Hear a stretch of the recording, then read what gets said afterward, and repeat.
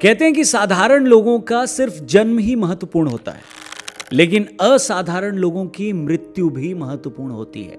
ऐसा इसलिए कहा जाता है क्योंकि जो असाधारण लोग होते हैं वो इतने आइकॉनिक होते हैं कि जब वो दुनिया से जाते हैं तो एक ऐसा एग्जाम्पल सेट करके जाते हैं कि आने वाली कई जनरेशंस उनकी स्टोरी से इंस्पायर होती हैं। दोस्तों, 23 मार्च एक ऐसी ही तारीख है जिस दिन 1931 में इंडियन हिस्ट्री ने एक ऐसा पन्ना देखा जिसने ब्रिटिश हुकूमत की इंडिया से वापसी की नींव रखी। देश के 3 फ्रीडम फाइटर्स को उस दिन ब्रिटिश कोर्ट के आदेश पर फांसी पर लटका दिया गया। सुखदेव, राजगुरु और भगत सिंह।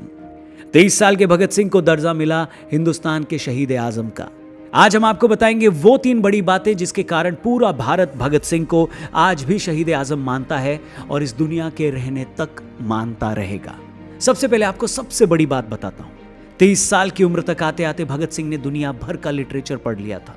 चूंकि भगत सिंह बहुत युवा थे और सशस्त्र क्रांति में विश्वास रखते थे, इसलिए राष्ट्रपिता महात्मा गांधी के साथ साथ कई सीनियर लीडर्स को यह लगता था कि भगत सिंह सिर्फ जोश के बल पर अपनी क्रांति चला रहे हैं, जो उनके अहिंसक आंदोलन और इंडियन इंडिपेंडेंस मूवमेंट को नुकसान पहुंचा सकता है।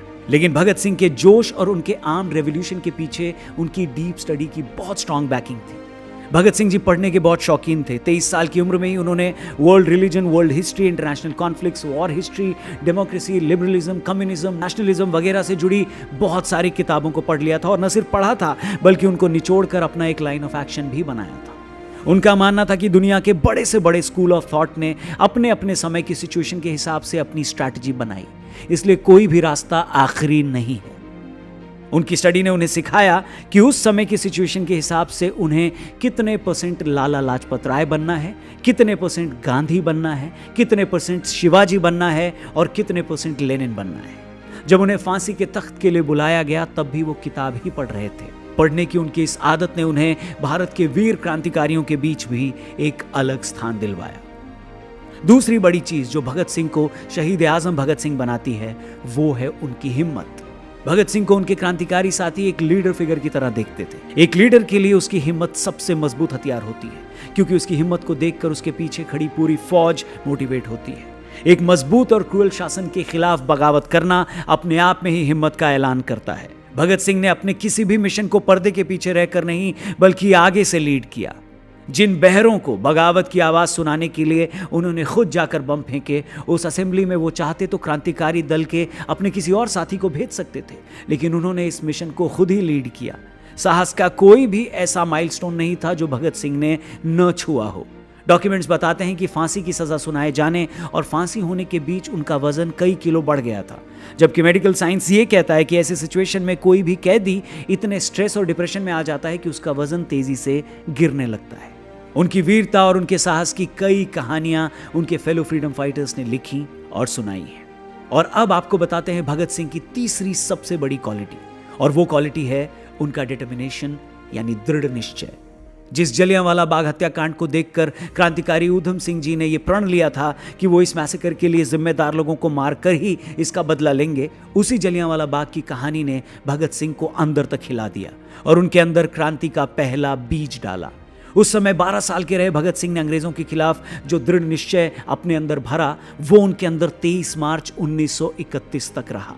भगत सिंह ने अपनी पूरी जिंदगी में कुछ भी किया वो उसी डिटर्मिनेशन को पूरा करने के रास्ते में किया। उन्होंने शादी नहीं की क्योंकि उन्हें देश को आजाद करवाना था और उन्हें लगता था कि शादी उन्हें इस रास्ते से भटका सकती है। उनका डिटर्मिनेशन इतना स्ट्रांग था कि असेंबली में बम फेंकने के बाद अफरा तफरी के समय वो भागे नहीं बल्कि खड़े होकर नारे लगाते रहे, क्योंकि उन्हें पता था कि आजाद भारत के उनके दृढ़ निश्चय को पूरा करने के रास्ते में उनकी गिरफ्तारी जरूरी है। उन्हें पता था कि देश को जगाने के लिए भगत सिंह को शहादत देकर मौत की नींद सोना पड़ेगा और उन्होंने ऐसा ही किया। फांसी से पहले उनके साथियों ने उन्हें जेल से भगाने का भी प्लान बनाया था, लेकिन उन्होंने साफ मना कर दिया, क्योंकि वो ये जानते थे कि भगत सिंह अगर शहीद होगा तो भारत की गली गली से भगत सिंह की चिंगारी निकलेगी जो एक शोला बनकर ब्रिटिश रूल को जलाने में कामयाब होगी। तो ये थी वो 3 बातें जिन्होंने क्रांतिकारी भगत सिंह जी को शहीद आजम भगत सिंह बनाया।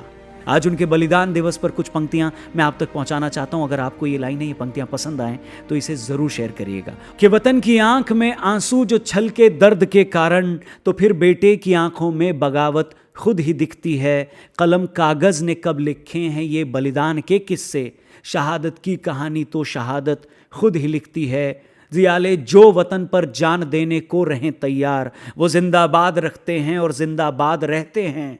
और जिसने कोख में पाले भगत सिंह की तरह के शेर, भला उस मां के आंचल पर कभी क्या दाग रहते हैं। थैंक यू वेरी मच इस वीडियो को देखने के लिए। ये वीडियो अगर आपको पसंद आई हो तो इस वीडियो को हर उस आदमी तक पहुंचाइएगा, इसे शेयर करिएगा जो भगत सिंह से उतनी ही मोहब्बत करता हो जितनी मैं और आप करते हैं। जय हिंद, जय भारत।